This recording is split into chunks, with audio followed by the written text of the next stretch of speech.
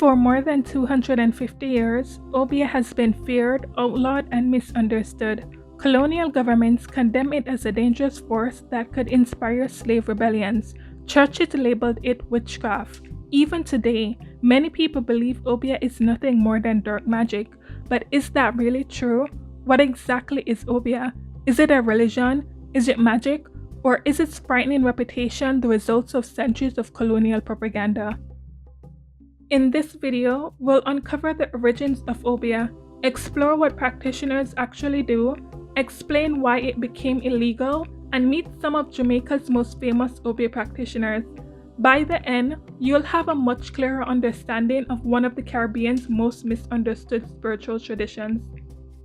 Welcome to Jamaican Voodoo, where we uncover stories of African resistance, spirituality, and cultural survival that helped shape Jamaica.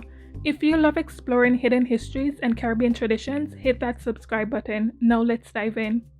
Obia is the manipulation of energies to bring forth an intended desire. It is an African-derived spiritual practice that is common in Jamaica. Its name is derived from the Ashanti words Obeah or Obeah, which refers to a person with mystical or magical power. But here's where many people are surprised. Unlike voodoo, Obia is not a religion. There are no deities, sacred texts, or standardized system of belief and rituals.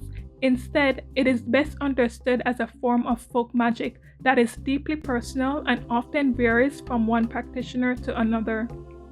Obia comprises a variety of practices including spellwork, chants, incantations, divination, spirit communication, herbalism, and the use of talismans and amulets. The biggest misconception is that Obia is evil. In reality, Obia is morally neutral. Like many spiritual traditions, it can be used for healing, protection, justice, prosperity, or harmful purposes, depending on the practitioner's ethics. For generations, Obia men and Obia women have served as respected healers, herbalists, spiritual advisors, and protectors within their communities. Families sought them out for healing illnesses, removing spiritual afflictions, providing protection, bringing good fortune, and helping resolve personal and communal problems. Now, let's look at why colonial authorities became so afraid of Obia. In 1760, Jamaica experienced one of the largest, most organized uprising of enslaved Africans in its history. This was Tacky's rebellion. British officials became convinced that Obia practitioners had spiritually empowered the rebels, strengthening their courage and commitment to fight. To the British, Obia had become more than a spiritual tradition. It had become a threat to the institution of slavery itself. In response, colonial rulers passed legislation making Obia illegal. From that point forward, people accused of practicing Obia faced imprisonment, whipping, or death. Those prosecuted were enslaved Africans whose actions challenged the colonial system. Yet, despite centuries of prosecution, Obia survived. Its traditions were quietly preserved, passed down through generations, and continue to be practiced today. Several historical figures have become legendary for their connection to Obia.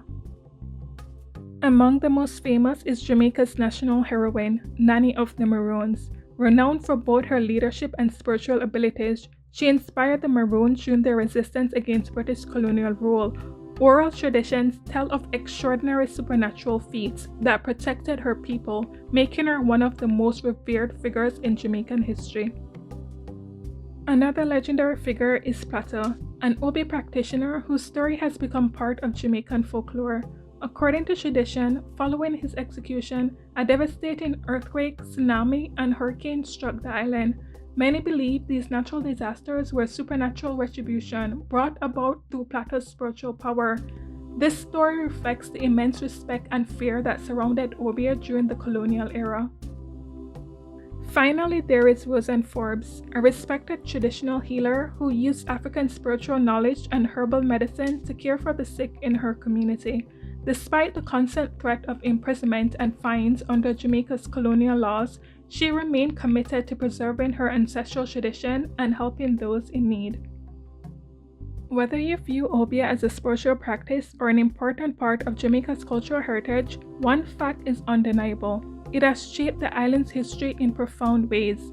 For a century, it inspired resistance, preserved African traditions, and gave hope to people living under oppression. Understanding Obeah means understanding a part of Jamaica's history that colonial authorities tried to suppress but could never erase.